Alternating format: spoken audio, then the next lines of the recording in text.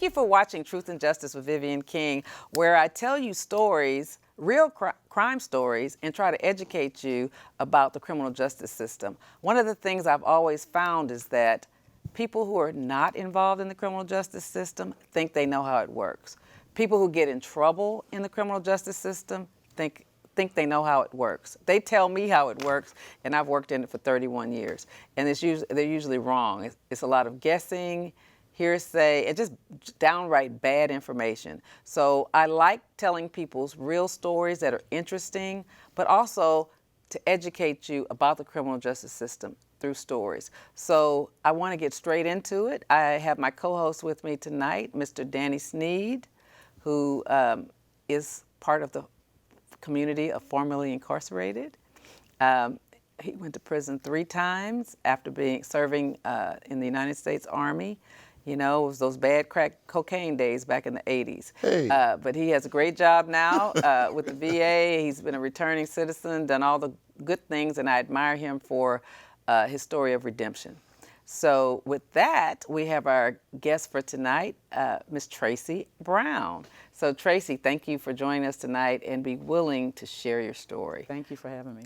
Thank you. Tell me about yourself. Tell me where you were raised, your upbringing, and take me all the way through your life until you up to where you get in trouble, and then we'll kind of slow it down. So tell me about yourself. First of all, my name is Tracie Brown. My previous name in high school was Tracie Mosley. Okay. Your maiden name. Yes, ma'am. And I was married. My first marriage was Tracie Bell, and that's where the name you get from being a police officer. But Tracie Mosley, I'm from Memphis, Tennessee. Okay. I was mostly raised by my grandmother. I'm a child of mental and kind of verbal abuse. By your grandmother? Or? Yes, by my grandmother. Okay. Rest her soul. Don't want to bring any, down on her, but it made me stronger. I played sports, and I was a real good basketball player. And in high school? Yes, ma'am. What years were you in high school, if you remember? 1984 to 87. Okay. I played at Memphis Carver High School in South Memphis, and I was a standout athlete. I won South Memphis Basketball Player of the Year. I led the nation in scoring. Oh, wow. In 1986 and 1987. I was All-American. I was recruited by almost all the universities back then. Wow. And did you select a university to go to? I did. I actually selected Texas Southern, and people were not happy about that. Because, I was called in by my coach and like, you could go anywhere you want to go, and you picked Texas Southern. I was like, I want to go to a black school. I want to help my black people out. And so, you're a blue chipper. I was like, but I want to go there. That's where I want to go. And I was always focused on it because the civil rights movement meant a lot to me. Okay. And I used to watch it on the TV in my grandmother's back room on a black and white TV, and I used to watch the marching, and it always just inspired me, and it always I looked at those people as my superheroes because they were fighting for me as a kid, and I always said that I would do something.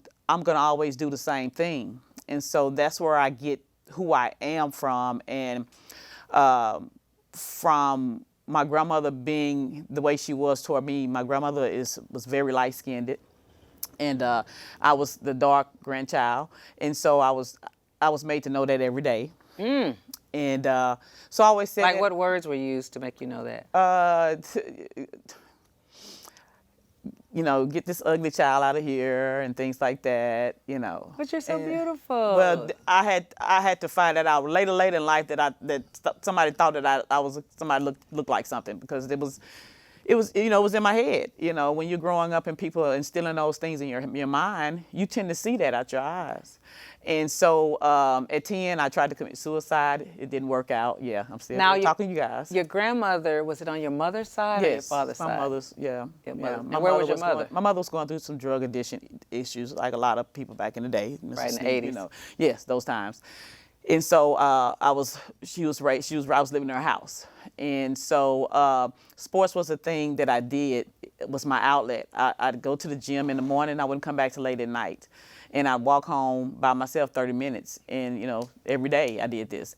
And Did you also walk to school? yes, every day. And, you know, in the cold, Payless shoes, you know, and that's what I did. And the thing that kept me going was like I say, a basketball. And I show up in the 7th grade and the coach said, hey, do you know how to play? And I was like, yeah. I was just talking because I've been playing in the backyard on my tire rim. And turned out to be that's the best thing that could have happened because they saw something in me. And my coaches would put me to the side and they said, we know you're going through a lot at home because I come to school crying in the morning with wobs of tissue in my hand. Why? Because just got cussed out. Oh, you so know? your grandmother, was she alcoholic or something? No. Just mean. Just mean. And I know you appreciate her raising you, yeah, but it's still your experience. Exactly, it's my experience. And then I found out, you know, she's from Mississippi, and a lot of things happen to her. And a lot of times, you know, hurt people. And so now I know as I got older and she's passed on, those things were explained to me about her. And so I had to take whatever she had been through. And, you know, we didn't have, you know, Black people, we don't have any kind of counseling and things like that. We just live. Was your grandmother, did she have a man in the house with you when she raised you? It was just her and you and who else? And my brother and other cousins that looked like her. Okay. So, like I said, my skin was the only one that was there most of the time. And so, you know, the times that I could get food, you know, I was, thank God for a good coach that saw something in me and, you know, saw I needed some food. And people would help me, you know, along the way as an athlete. White people would pick me up in my neighborhood and take me to AAU games, feed me. I come home late at night, you know, and they don't know I was walking through the door getting cussed out. You know, I'll say it. And so, and the thing that did for me was made me to think, you know, I just said, you know what, I would never treat people that way. And so it didn't make me evil. It made me want to treat people and help people. And so that's why my love for helping kids is so strong. Right. I got it from there. And so with that being said, I moved on I went to college at Texas Southern for 2 years. I made All-American Freshman of the Year. I think I got Newcomer of the Year, all this. And then I ended up transferring from Texas Southern. And because I thought, you know, I felt like the sports wasn't where it needed to be at that time. I felt like I could be on a bigger, I could be on a better stage. And so I transferred and went to Lamar University in Beaumont and ended up playing in the Elite Eight. Virginia beat us to go to the Final Four and enjoyed that run and ended up getting my degree the next year. I got my degree. I can't believe that Lamar had a better team than TSU. Yes, Lamar University. In Beaumont, in a small Beaumont. Okay. But we had a good team. The coach, he assembled a real good team. I mean, and we all, you know, he had some fighters. Like, we all were mentally just fighters, and so those that may not been, we made fighters out of them, but we fought each other more. But you didn't want to come up against us, I tell you that. So yeah, and it was, like I said, it was a great run. It was like one of the best. Are you tall? I'm like 5'9", 5'10", but I play taller. Okay. I play with my heart. Mm-hmm. So, you know, when people meet me and they play against me, like, you know, you step between those four lines and you're another person. I just zone out, like, because back then it was like, that was my way out. And that's what I need. I had to get out of my grandmother's house. Oh, I understand. And you were in my way, so I'm going to do this. And so I just carried that with me, that mentality with me, is that I have to survive. Because I don't have nowhere to go back to, so I had to survive. Dang, her story sounds like mine. Yeah, you have to survive, yeah. A lot of people. It sounds like mine. Yeah, and so from Lamar University, graduated in '92 with my mass communications degree, and I was so excited about that. And so then I ended up coming to Houston and becoming a substitute teacher, and met a girlfriend I met along the way, substitute teaching, and she was dating a police officer, and I won't call his name, but he said, hey, why don't you become a cop? Police officer, you know. And so, but back in my day, you know, we kind of taught, I don't know how you guys were taught, but back in Memphis, we were taught that the police are good. Police are the good guys, you know, and then you always think about how, you know, and so I'm thinking, okay, I want to be a cop because they help people. Police help people, and that's who I am. I want to help people. And so he asked me like 2 or 3 times. And I said no. And so, unfortunately, I was attacked in my apartment in South Houston, over there in Bel Air. I was attacked. A young man came through my window to attack me. What kind of attack? It was attempted sexual assault. And he broke into the window? He broke in through the window. The wrong window. The wrong window. He broke into your window? Yeah. And you weren't a cop then? You were still substitute teaching? I was still substitute teaching. And that day right there, after fighting him off, he was 6'2". How'd you have to fight him? How'd you do that? God, first of all. First of all. You didn't have a weapon or I didn't have anything? nothing. This guy just came through my window and dove me on the bed. What? Did Yeah. he have to break the window or get in? Well, or what I was told by the cops was those lashes that go like this, that if you push on them long enough, they'll come open. Okay. And they said that they had been seeing him come down, but people didn't know what he was doing. He had been pushing on it, and then he finally got it. And then that night, that's when he just pulled it up. And a stranger was just in your bedroom. Yeah, I heard the blinds, and I was like, I thought it was my brother, because my brother was living in Texas at the time, because he has a key. He was come over and stay sometime, but it wasn't my brother. I was like, Craig. And so then all of a sudden, this guy, I was watching Arsenio Hall, and this young man dived me on the floor, and we're fighting. And so it's such a thing, because I just started closing my eyes and started praying and saying, I know I'm either going to get shot, whoever this person is going to shoot me or stab me, because I'm fighting. And the wall was here, and I was screaming help, and nobody could hear me, and the bed is here. And so those old phones, those hard phones, they back in the day, and my hand just, after I prayed, and I just said, God, I want to go to heaven, because I just knew I was about to die. And my hand touched his phone, and I just picked it up, and I hit him on his head as hard as I could. And when he did this here, I was able to get my hands up under him, and I stood him up. We both stood up. Because you're strong. You're strong from being an athlete. You say it's Survival strength. Yeah, That was I think something else came in there. Oh, yeah, it was yeah, God, because huh? that had to be, because I'm telling you to pick somebody up. How I was in the wall is here and the bed is here, and just for him to push back. Were you standing up against the wall or on the floor? I was on the floor. Okay. That's why I'm saying incredible enough for me to be able to push him up like that. And I just told him, you came into the wrong room tonight. And I had my hands up, and I was ready to fight, and he dove me again. I just started hitting. I was hitting everything I had. And he just said, F you, and then he ran out the door. So I run in the kitchen trying to find a knife or something, and he gets out the door. And so I'm thinking I'm finna run down the street after some guy, right? He runs out my door right upstairs to his apartment. Wow. Live right there? Oh, my God. Yeah, see, they're right there. His mom came out the door and asked her, screaming, what have you done? I just told her what had happened. And Did you call the police? Yes, call the police. He walked to the front gate and told the police, I'm who you looking for.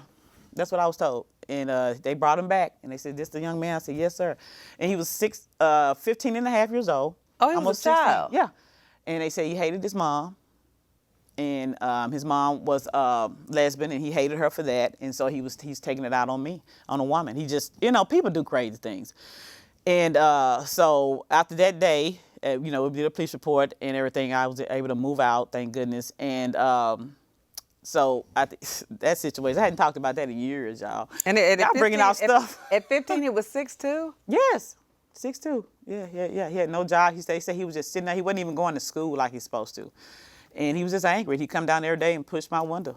And then I don't understand rape. I mean, I can almost see somebody being angry and wanting to fight, but to break in and rape a woman at 15, I'm just trying to figure out what is going on in a child's mind that they would know to sexually assault somebody at 15 years old by breaking in and fighting them to do it. Mm-hmm. And that's going to be arousing? I don't understand that hateful. I don't understand how hate and sex coexist. Yeah. I don't and he understand. probably was angry with his mother for having a relationship that she had.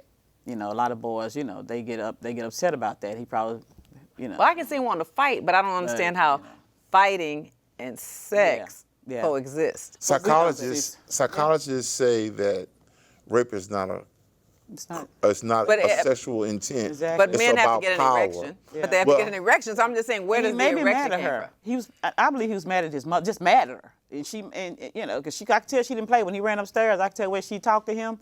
She didn't play. She cussed him out, and I was like, that's an issue.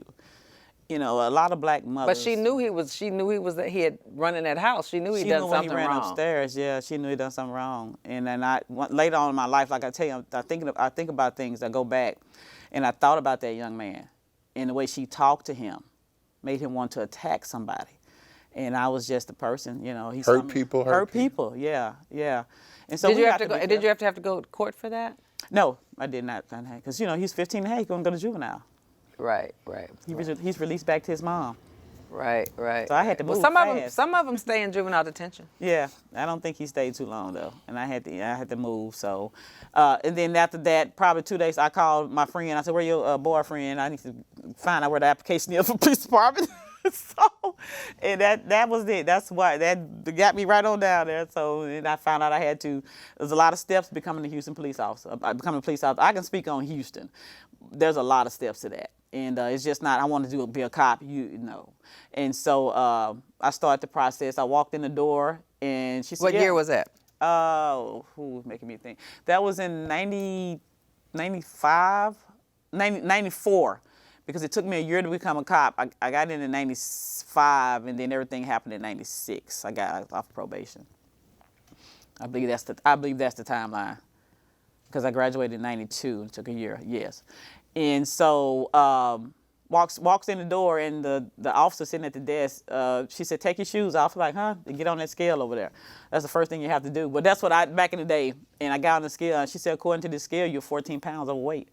I said, wait, I played semi-pro basketball, and at that time I was playing semi-pro basketball, and I was a substitute teacher, waiting to try to, I was, in the middle of, just after graduating from college, and I was playing semi-pro basketball with the Houston Flight, with Kim Parrott and those people, and we was winning tournaments before the WNBA ever showed up. And so she asked me to do that, and then I was like, oh my goodness. She said, well, that means you got to wait a year to come back again. I was like, oh, wow. Yeah. So the guy who had asked me to, he was a recruiter for HPD. I found that out. He walks out. He said, where's she going? And he said, no, tell her to come back. She's an athlete. And I'm like, I lift weights. Athletes are way heavy. Yeah. Muscle weight. And that's what he told Muscle her. weight. And that's exactly what he told her. So she said, and she called me to the back, and she apologized. She said, just go get your skin fold test or whatever and come back with the results. And she said, just come back Friday with the results and we'll move forward. Well, I came back the next Friday. I had lost 14 pounds. Yeah. In a week? Yeah, I did. How did you do that? You stopped eating? Yeah. Sauna, hot room sauna, sweatsuits 3 times a day. Yeah, I didn't eat. And yeah, it was crazy. And she said, what did you do when I walked in the door? I said, I want to be a cop. You were weak, I bet. I was very weak, and I told him go and get some Popeye's chicken as soon as I leave. That's what I'm going to do. And so that's the start of being a police officer. When finally got in a year later, had to get some credit stuff. Back then, they had credit. You had a certain credit score. They said I had 2 credit cards I had need to pay on. I took care of that for a year, and then I was called in on the Monday and said, congratulations, you made it to the Houston Police Academy class starting on the following Monday. I was like, oh, great. I was sick. I had an allergy attack or whatever. And so I quit substitute. I told everybody I was leaving substitute and everything. And all the kids was crying and stuff like that. And so Thursday, I get a phone call saying, yeah, this is Officer so-and-so from Houston Police Department. Someone called you on Monday? I said, yeah. Told you, so we don't know why they told you that. I was like, wait a minute, what? I said, I quit my job already. What are you talking about? And so he said, let me find out what's going on. I'll get back with you, So he come back Friday morning and say, well, since they've already, whoever called you and said that you were already in the class, so we can't change it. You've already quit your job. You'll be starting Monday in cadet class 163. Well, I was like, oh, That's wow. awkward. It was. I had a rocky start from the beginning. Yes, They should have told me. That's what we call a flag. Yeah, I was okay. I'm going back to subbing, but I didn't do it. I went into the police academy and started that journey, and that journey was rocky. I tell people this story because it's important to know that I was not your traditional cadet. Most cadets are from the military, or have a background of my grandfather is the captain. Mm-hmm. My wife, or my son, my husband is a sergeant, and that's how I got in. Mm-hmm. I didn't have that, and so one day in the academy they asked, beginning of the academy, something about a week or 2, they said, I want everybody to stand up that has a family member on the department. People stood up. I couldn't stand up for that one. Okay, everybody said, I want everybody to stand up that's out of the military, and I'm telling you, I was like, what is going on? In the military. Yes, and so that's the culture. Right. And so we wonder why we get what we get, right? Right. And so, during the process, you go through different phases. Like you go through a phase of watching tapes of people being robbed. You go to phases of listening to tapes of, but back then, because we didn't have all the cameras, we could hear things of women being sexually assaulted. One guy did actually record them. We watched those things, and we hear people come in and had their child murdered, and they were giving us, it's just a whole bunch of stuff, classes that you take that are really mind-blowing, and you have to really be prepared for this stuff. And in that process, one time watching people being, they were showing videotapes of people being robbed at gas stations, and you don't know how you respond to somebody walking in putting a gun in your face. No, you don't know how you respond to being pistol whipped. And I'm sitting there watching these videotapes, and I'm shaking, and I hear laughing. I call it sniggling, because this is what you're doing. And I look down, I know I'm not, this is not what I'm hearing. And I say, I know you're not laughing. And they stop, they say, step outside. To you. Mm-hmm. And I get called down to the sergeant's office, and they said, you can't do that. You can't, they can sniggle, but you can't comment. And I was so angry. And that was the first outburst I had. I had about 3 or 4 of them. And I would just challenge things when I saw things. It was wrong, it was wrong. Like, you're not gonna say that, no, we're not doing that. And so, finally get to graduation, walking out the door, and a black police officer, if you're watching, Irma Jones, was there 20 years. She was working at the police academy. And she says to me. She'd been through it. She said, well, it's just what she said to me. Thank God the black militant is gone. The black what? Black militant is gone. Who was she referring to? Me. As I'm walking out the door, I've graduated now. Oh, you was. And we was at the graduation. Label of militant. Yeah, and she said, thank God the black militant is gone. So, yeah. That's not very good. No, and from that, so that I walked from her, and then another cadet, which was a white guy, he put me to the side. He said, can I talk to you for a minute? He used to be a cop. He had to go back through the police academy because he had missed something by 3 weeks that he had to go back through because he had got injured as a cop. So he was healing. He had healed from his injuries, and they told him, okay, he's going to reapply, but he had to go back to the academy. So he said, okay. Anyway, he was one of my more mature because he was an officer already, and he pulls me to the side, white guy, and he says, "I'm going to say this to you," and he say, "I'm not saying what you were complaining about in here, or what you were, letting people know how you felt and what we were doing. Things you saw was not what you saw, and not what you heard. I'm not going to say that." He said, "But I need you to know this. You have a target on your back." Mm-hmm. He said, "Tracie, they will send you to a call and will not send you back up." He said, "I'm telling you this because I want you to see, but don't talk about it." Right. He said, "Talk about it to your family, but you can't call it out because you have a target back when you get to where you're going to your station." And so that morning I showed up to the Fondren station as a probationary officer, waiting on my trainer, and I was just so nervous. And so all of my trainers were white guys, and I was told by each one of them that once they first met me, they were treating me, like they didn't like me, I could tell. But once they got to know me, we were coming in the station laughing, and everybody like, so at the end of it, they were all called in because you can still get fired. Like you're not an officer until after you finish probationary period. And so, and this is 2 other white officers telling me this. They were in the meeting and said, "You were supposed to get fired tonight, right? We were not supposed to let you make it, but we fought for you." That's cold. Yeah, they fought for me, and then they said, "That's the culture." That's cold. That's a cold. I was supposed to cold culture. Exactly.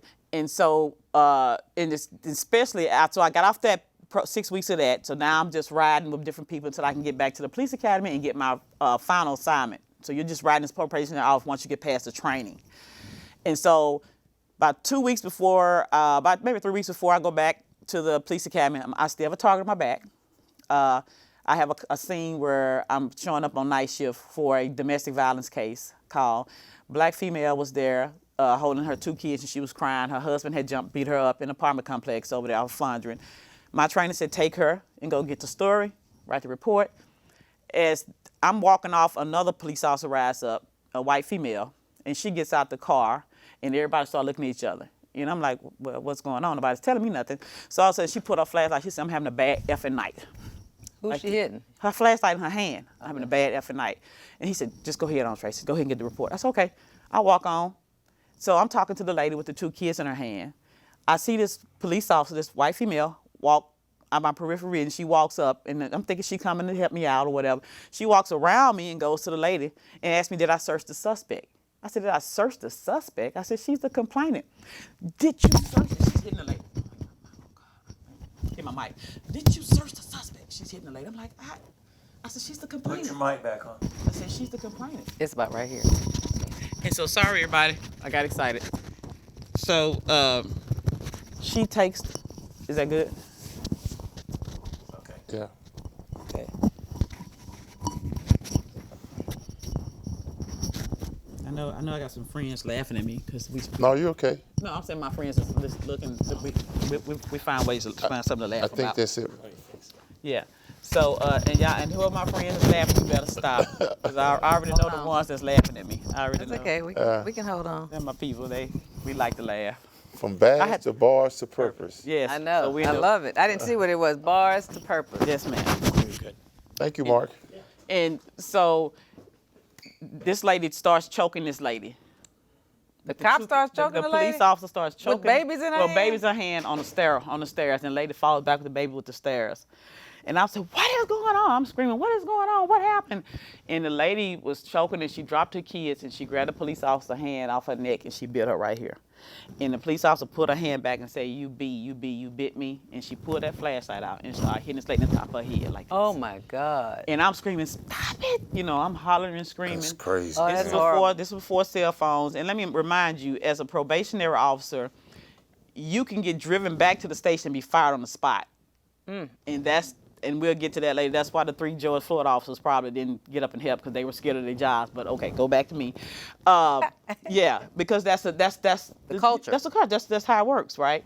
So I'm screaming at this police officer, and this lady's head now, blood is all over me. It's blood has fell out her head, all over the ground, all over our bodies and everything. And here comes my trainer. And I'm like, what happened? What? You know, I'm screaming and hollering. And he's like, what's going on? He said, let's go. Walk. She grabs this lady, puts her in handcuffs. And we're walking off, and another guy that comes out of his apartment, he was a white guy, he said, I want her badge number. And I was so scared, I didn't know what that said, sir. I said, write your name down, give it to me, I'll call you and give it to you. He wrote his name down, and I stuck it in my police shirt. We get to the parking lot, and I'm telling my trainer, I don't know what y'all doing out here, I don't know what, but I'm quitting. So I took my badge off and threw it on the ground. I couldn't, for some reason, I was fighting with my gun belt, but before I could get it out, she said something. The white police officer said something. Female. I said, do me. I said, hit me. He said, oh, no, we're going to the station. He said, because, so he put us all in the car. Well, I got in the car with him, and I'm going off on her. I'm like, literally, he said, get in the car. Telling her, Lisa, get in the car, you go, and let's go. Because at first they weren't even going to take me to the station until I started about to fight her. And so I said, okay, that's good, because I'm going to tell, she's finna be in trouble. I get to the station, they tell me to sit down, and I'm sitting down, I'm hot, I got this bloody shirt on, I said, I'm going to tell this on her, blah, blah, blah. And the chiefs and everybody came down, and they were trying to figure out, instead of me getting the story out or telling how to cover it up. They're trying to figure out how to cover it up. And so they just walked up and said, hey, we're going to need your shirt. That's all they asked me to do. Take your bloody shirt. They took my shirt and just told me to be prepared tomorrow to come back. And this was Thanksgiving now, because it's Thanksgiving Eve. And they told me to be prepared to come back tomorrow and make a report or whatever. And the next thing I know, I'm getting called to IAD. And IAD said, let me just tell you what's going on right now. She's saying that you and her did this together. I said, I don't even know her. My first time I was seeing her was a night. Are you serious? Well, let me tell you, that's what she's saying. Unless you got somebody that can prove that different, we just want you to know. I say, sir. Well, the lady can prove it. But they not listening to her though. They, you know, she's still considered. They still haven't even like. What happened to her children? I don't know. They took her to jail and just left her. Yeah, I don't even know what happened to the kids. I was just moving, trying to get. I was just walking, trying to get to this officer. I wonder why the cop was doing that to a victim. Yeah, well, we found out later that she was on Prozac. That this officer was, and she had other excessive But why are they force. covering up for her instead of just putting her on desk duty? Because she's dangerous. Exactly. That's the culture, but it's worse back then. And once, they gave me the ID, then she's lying and saying that me and her did it together. And so he said, if you can't prove otherwise, we got to, investigate that. I said, sir, there's a phone number in my pocket, this guy. And they had already taken that out. They didn't. They didn't. And that cleared me. He was a firefighter, Houston firefighter. Wow. And so the IAD did give you your shirt. They went in the proper room. I never got that shirt back, but they went in the proper room, got the phone number out of the pocket, and they called him. And that's how I got cleared. He went to the grand jury and told the grand jury what happened. And so then I'm at the grand jury, and then I'm letting them know what happened, my part. And I don't even know how serious the grand jury was. I didn't even know what that was. I did not. And I tell people. So let's talk about that. When people are charged with a crime, a felony, in the state of Texas, you have to go before a grand jury in 90 days. When police officers are suspected of a crime, they're not charged first a lot of times if it's in the line of duty. But our civil rights, the civil rights division of the district attorney's office does get the IAD report, and so they have to still take it in to see if the grand jury is going to indict, which is a true bill, or if they're going to no bill the case. But then the officer's usually not arrested first. We call that direct to grand jury. It went directly to the grand jury. Direct to the grand jury. And apparently your lawyer let you testify before the grand jury, or they called you in. I had the city attorney. I didn't even have a lawyer at that time. Okay. They just told me to show up, and there was a table full of attorneys. The lady who's filing the lawsuit, you know, the officer ended up getting indicted, and so now they did indict her. They did indict her, and so now I'm coming in. Now they need me to come downtown to talk to do a deposition for the lawsuit, the civil part of it. Oh, so the black lady filed a lawsuit. She filed a lawsuit. 'Cause it's hard to find lawyers to even file lawsuits. That's right. And then back in that day, Back in those days, for real, because this is what, like 1995? Yeah. And so I gave my deposition. My story has not changed. The story I'm telling y'all, you'll see, it's the same story I told back those years ago. And so the next day I get called to go see the city attorney in her office. And I'm like, they said, hey, you got to go down. So I go down to the city attorney in it's a back office, and I knock on the door. There's a white female in there. And she said, hey, we just want to talk to you. You know, we just want to talk about the case and, you know, and see how you're feeling and this and that. And I'm like, what is this about? She said, you know, this is going to cost the city a lot of money. She was trying to, I saw the direction. So she's trying to tell you to change your story. She said, oh, she didn't hit her that bad. It wasn't that bad. And I flipped. I know you did. I said, was it your head behind that flashlight? Was it you getting your head busted? Was it your kids right there? She said, officer, you get out of here. We will show you. Now, who was that lady's name? She's a city attorney. I don't know her name. Okay. She was a white female. I went back to the office. She told me, she said, you get out of here. We will show you. And I left there. And so I reported I was still a probationary officer. I reported to night shift. And when I got to night shift, the officer working in the radio room that hands you your shop keys and your radio. Shop is your police vehicle, for y'all don't know that. He said, hey, he was holding he said, hey, don't you have vacation time? I said, huh? He said, don't you have vacation time to take? I said, yeah, I got like 10 days. He said, yeah. Okay, he said, go see Sergeant. He said, gonna let you use your vacation time.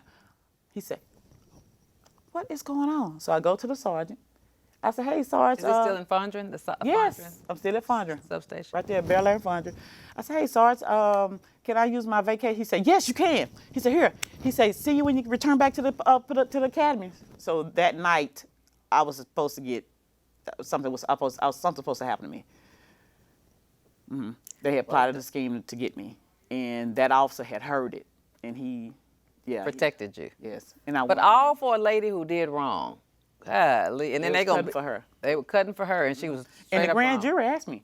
I got called to the grand jury right after like that. For your case or her case? My case, still this case. And they said, hey, are you experiencing any kind of, any kind of retaliation? Retaliation. I said, yes, ma'am, I am. I say, right now I'm on vacation because the sergeant at the substation they've threatened my life. And I had to take off all 10 days of my vacation time. And I told the grand jury that. And they sent a message to him. To who? To the sergeant over there. The one that had the gang finna get me. They were gonna get me some kind of way I was supposed to die that night. And so when I returned back as a real police officer, I got my probation was the 10 days after my vacation. We all showed up to get our final assignment, and I was sent to the jail. I was on the officer sent to the jail. Well, that's probably better for you. It was a blessing. It really was. Yeah, that was better for you. It was a true those cops blessing. out on the street were about to do you bad. Yeah. And it was a true. And then I only had to do a year there. But I stayed, and everybody, you staying in jail? I loved it. I love working in jail because I like working with people, and I just love being able to make sure people knew what they were getting into when they get to the jail about court. You know, this and is the things city like that. jail, not the county jail. Yeah, this was a city jail back then. The city jail was just holding you for, back then was holding you for Class C, and they would process you there first for real cases, before they, for tickets, but then they would also process you back then there before you took you to the regular county, to the county. You'd still have to get booking photos and all that. And I was transporting. They don't do that anymore, though. No, I heard, yeah. And I was transporting inmates to the county. So I was a transporting officer. And so I enjoyed that job. And but I still had that incident really mentally caused me to have some PTSD, and I never addressed it, and people didn't know about it. And a lot of things I'm revealing to you tonight, a lot of people didn't know. So And so from that, I worked. How like long I did you said, work at the jail? I worked at the jail 13 years. Oh, wow. No, I worked at jail 10, and then they forced me out of the jail. They sent me to patrol in Fondren, back to Fondren. Oh, not back to Fondren. Yeah. It was a different substation though. It was it was up more close to up the street from that one. It was up the street. So was it there? West back in Bedford and North- Fondren. Okay. That's where I was at. And so I went back there, and they put me on night shift. Captain was mad because I fought not to leave the jail, so the captain was mad at me.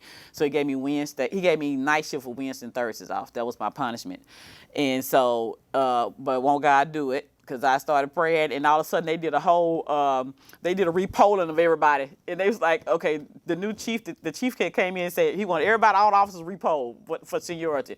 And I get the phone call and said, well, you got enough seniority at front to come to day shift. And so from that day shift, that's what I was on patrol, and this is where all the trouble started. I had my 3 kids, and this is the part where I say You had the 3 kids while you were at the jail. Yes, ma'am. I got married and everything, and I was suffering from postpartum depression, and a lot of people don't know that. So it's real and it's true, and I wasn't making good decisions, and I ended up getting a divorce and all of that. And once I figured out what was going on with me, my mental state, I was facing a divorce, and I had a criminal charge. And so went to see the doctor, and she said you should have been medicated. And postpartum depression is serious. And so I tell people that all the time. Get yourself checked. Don't be shamed, because I was shamed. And then another thing, I thought I was gonna lose my job if I got. So what were the symptoms of your postpartum depression? Was it after the 3rd kid or after each kid? It was after each kid. It just got worse because my doctor told me I had kids back to back to back. I didn't. How spaced out are A year. And then it was my son was in 2000, my daughter was in 2001. I had a miscarriage in 2002, and then I had my other side in 2003. And she was Oh, like, so you were busy. yeah. I started having my kids at 34. So I was like, okay, I gotta get this done. And then with all of that, it affected my mental state of mind. And I was seeing things in the bed. I was screaming. My husband was like, Tracie, there's nothing in the bed. And he pulled the cover back. I was hearing stuff in the attic. I was having panic attacks. Just was really making a lot of bad decisions. I was telling my husband, I said, something is not right. And, everybody tell you, you'll be okay. Just listen to me. Like, listen to you.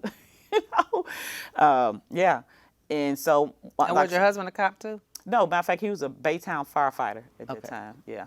So, and we both were working jobs like that. And so, it took a toll on me. And like I said, I hadn't healed from the other situation of the cop beating, and then here I come. And so, met the Houston Area Urban League, and they had found out about me doing basketball camps. And I was training kids. I called it my nonprofit back then was called the Youth Outlet. And that was because when I was a youth, I needed an outlet, and basketball was it. Right. Okay. And so I gave it that name because the kids in the A-Leaf area, where the kids where I was living, were the young men and women that had all the issues that I had. And I could relate to them, and so they just needed somebody to help them. And so I take my police income, make sure we were able to go on AAU trips. I fed them. I worked extra jobs. I was just going and going and going. And that's another thing, postpartum depression. You're just going.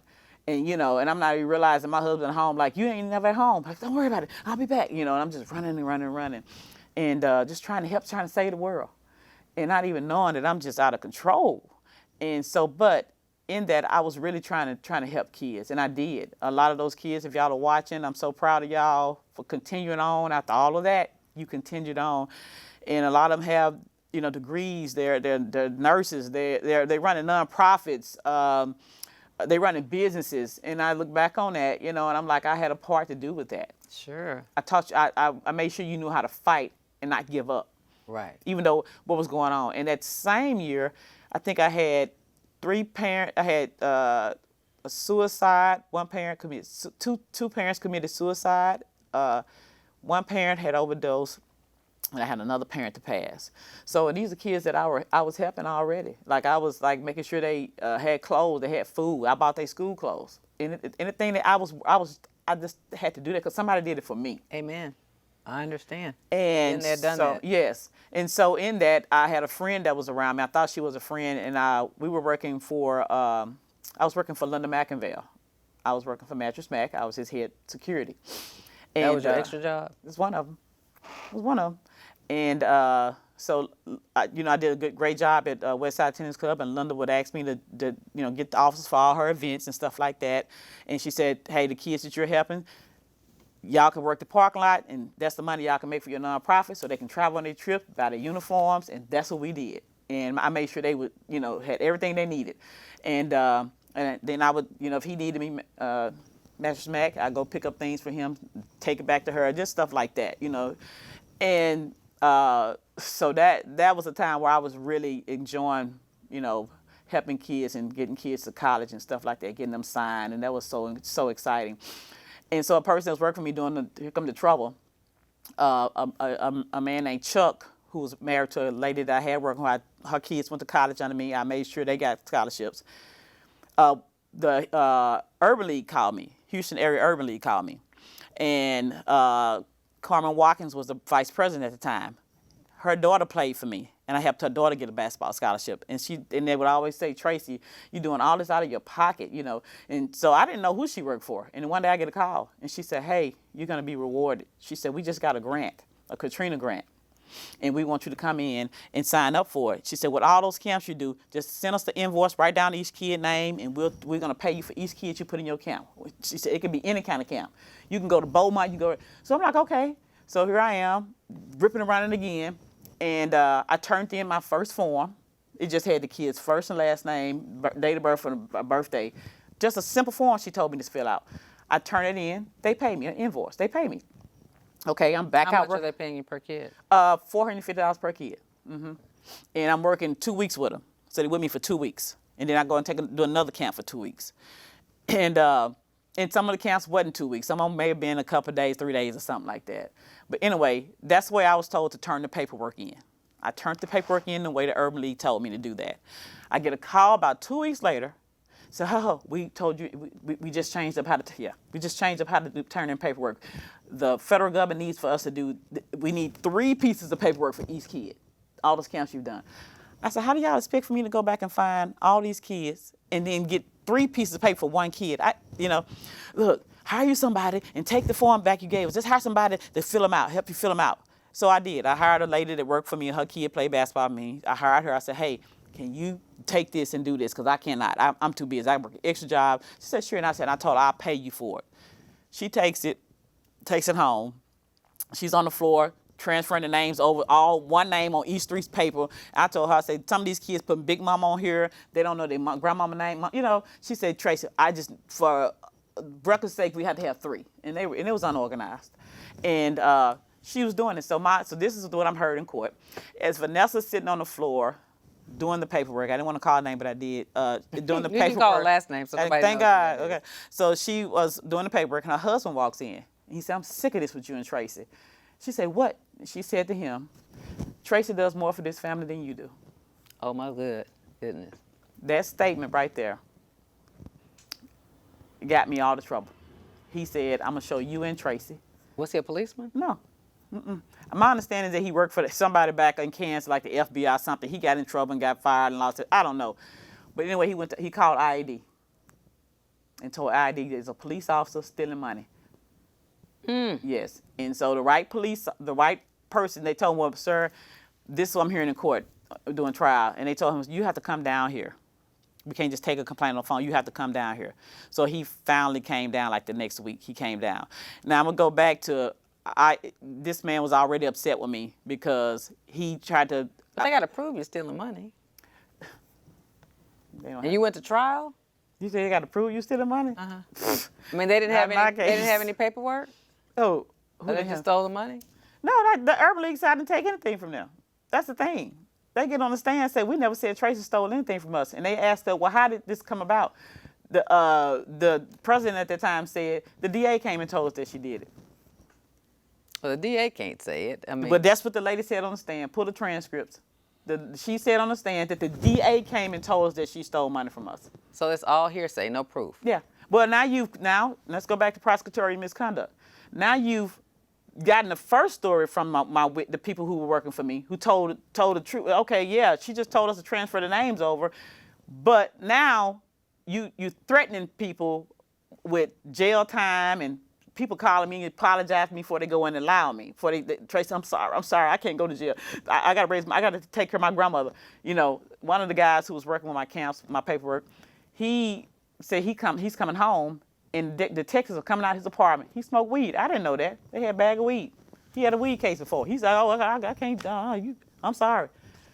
So they were threatening my witnesses. Wow. That's just the first part of it. So I go see my attorney, and he tells me, "You got caught up in an election year." I said, "What does an election year has to do with my life?" And who was your lawyer? His name was Jonathan Cox, C-O-X. Oh, I know who that is. And Elena Wright. I don't know who that is. Elena Wright, please don't hire them. Anyway, and I'm gonna tell you why. They turned it back on me, and Elena, that was back what's then. the last name, Elena what? Wright, W-R-I-G-H-T. During court, they were cross-examining a witness. The DA cross-examined him. Then it was our time, and Elena gets up and she's asking questions, and the DA is constantly screaming at her, asked and answered. Asked and answered. This was 3 or 4, like 4 times. Who was the judge?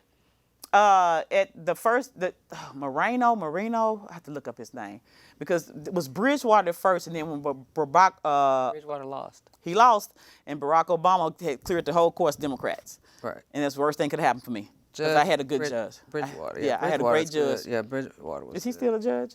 No, when he lost, he lost, but he works for one of the commissioners. Oh, wow. So he works You with ever the see him? county. Tell him I said thank you for everything, because he really was he was really keeping the DA, not letting the DA do all the things that she was trying to do to me, because she What was her set name? me.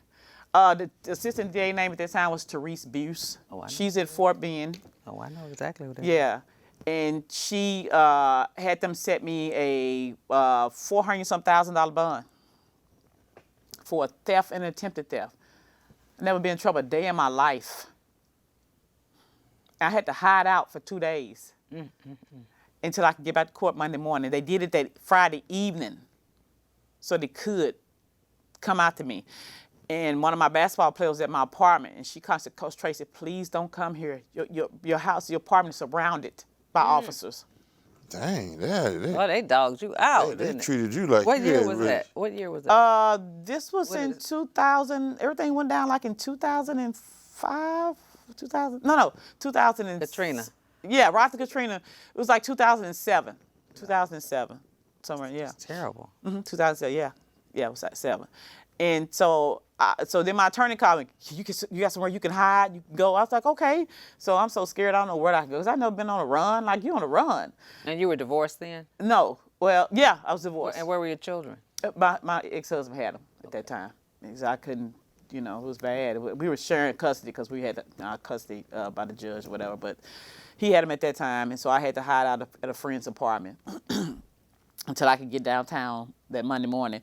And when I walk and I get in there and they take it for a judge, Bridgewater, he say $10,000, $10,000. He dropped it down because he knew that was abusive. Right. And so and he let me sit in the courtroom until my mom was able to go pay the bond. He said she'll sit right there until you said mom's in the hallway going to pay. She can sit right there, because they were trying to take me to the back and lock me up.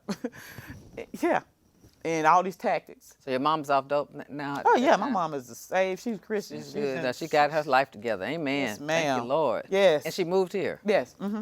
Yes. Did she end up helping you with your kids? Yes. Oh, my yes. Lord. My mom is my backbone. My mom is everything to us. She got it straight. Yes, she did. Amen. Thank you, And I Lord. thank God for that, because I need my mama right now, right?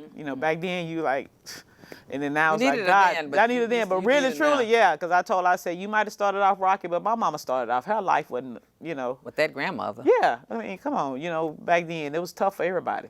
And I don't blame her for anything, because I knew she loved me at the end of the day. Right. And so today she's the best grandmother, and and my mother, she almost died when they convicted me. She was in court with me every day. My Lord. And and so to know my mom almost died behind a lie, and then I had friends that stepped up, that was there for my mom, Vonsil, Duria Washington. She came to my mother's aid. I wasn't supposed to cry on your shoulder. I'm not.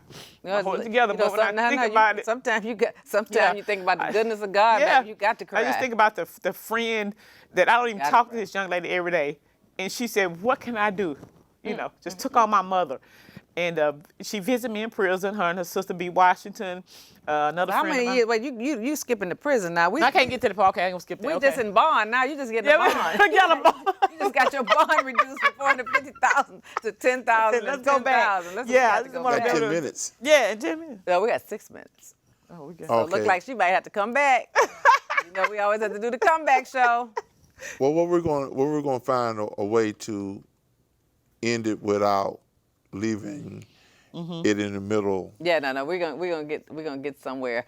We're gonna get somewhere with it. But Okay. so you had a trial apparently. At the trial, yeah. Went to trial 10 days on a theft and attempted theft. My Lord. Yes, my private investigator, this has to be said, my private investigator that came with all the evidence of the testimonies of people before the DA got to them, he was arrested by Mount Patrol coming up to the court.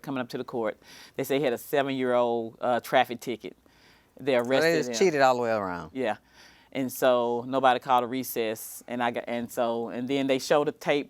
The DA closed her case. Then another DA came up, Jennifer. Oh, yeah.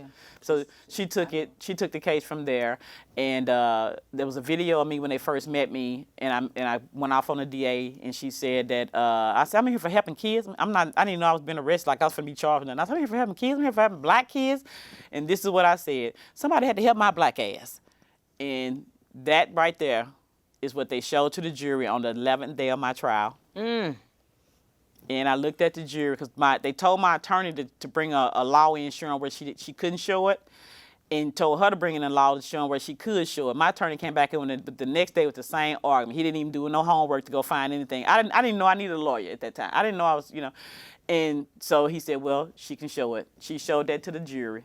And I looked at the white juror face as soon as I said it, and she did. The juror said, Did you testify in the trial? they told me not to. Oh, you should have. I should have. And the DA, and my When you're attorney- innocent, you should always testify. Yeah. Let me just Yeah. say that. I won a lot of cases in my day because my clients told their story. I mean, people want to know the story, and if you got a story, if you're going to convince me as your lawyer, this was always my philosophy. But a lot of lawyers don't believe in people testifying. But it's my philosophy that if you're going to convince me, then you need to convince the jury. Because I can't testify for you. Well, the key thing you said, if they convince you that they're innocent, which they don't have to, because I've worked with you before. Yeah, and some of them not innocent. That really has anything to do with it, Right, but it right. should. Right.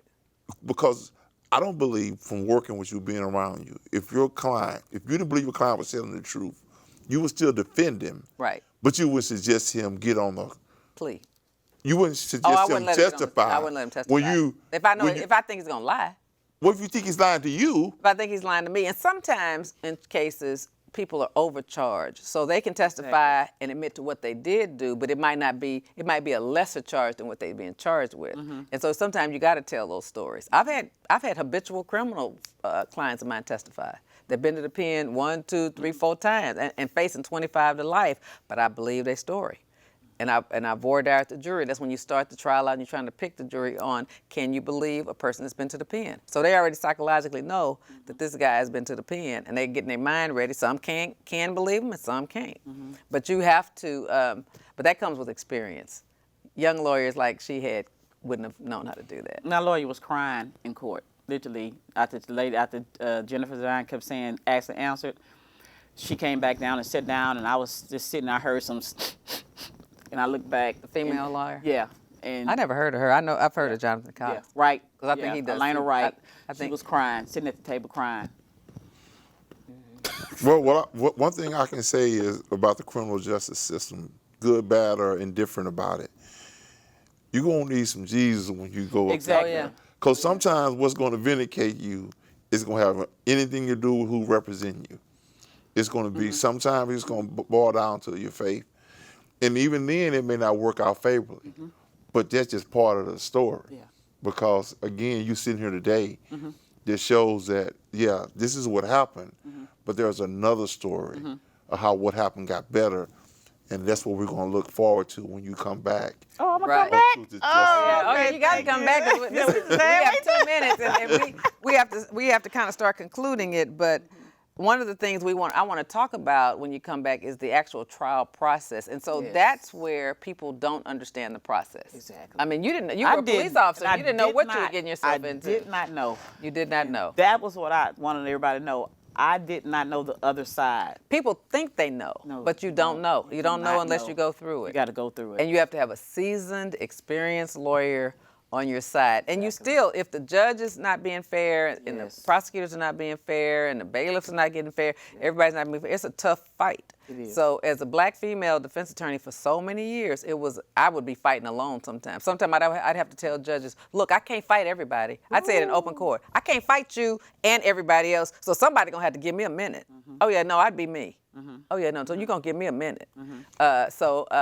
But jurors understood that, but I was very honest with them. I didn't play with juries. I didn't play with people's time. So, but your case should have been dealt with in a totally different way. Exactly. But can I add something else? Because I've been involved on the personal side of being in the criminal justice system and the legal part, is the dynamic of the family. In our culture, when someone gets arrested, We have our 1 minute. families know nothing about the criminal justice system. But they think they do. And then they're going to listen to what Sister So-and-so said and what this lady said at the church. Yeah. I used to spend so much time as a defense attorney trying to talk to all these people, and I'm getting paid, lawyer minimum wage. I don't have, I mean, Danny knows when I was a defense attorney, I worked every day. We worked on Sundays. He worked for me. We worked on Sundays. We go see all my clients in jail on Sundays. My capital murder guys on Sundays. These one misdemeanor case. There wasn't no babies. No, there wasn't no baby cases. But so I'm just saying. But people don't realize how much it costs to really do it. And if somebody's doing it for damn near pro bono, they don't realize what they're getting. But Exactly. it takes a lot. It takes a lot. And I thank you for watching Truth and Justice with Vivian King. We have 30 seconds. We want to pick this back up with a very interesting story of Tracie Brown on part 2 about her trial. I want to dissect this trial a little bit more. This will be a good opportunity for us to educate you about the criminal justice system through her story, go through her days in prison as a former police officer, and her story of redemption afterwards. Amen. Thank you for watching Truth and Justice with Vivian King, and we'll see you next time. And our show does show on YouTube, so you can always look up Truth and Justice with Vivian King, and I'll have subtitles about who I interviewed. Thank you again, and we'll see you next time. Good night. Yeah, we're on Facebook Live. Thank you for tuning in again. Tonight we have something really good, a hot topic in the news this week. He's been charged with crime. This is a show where I try to educate real stories.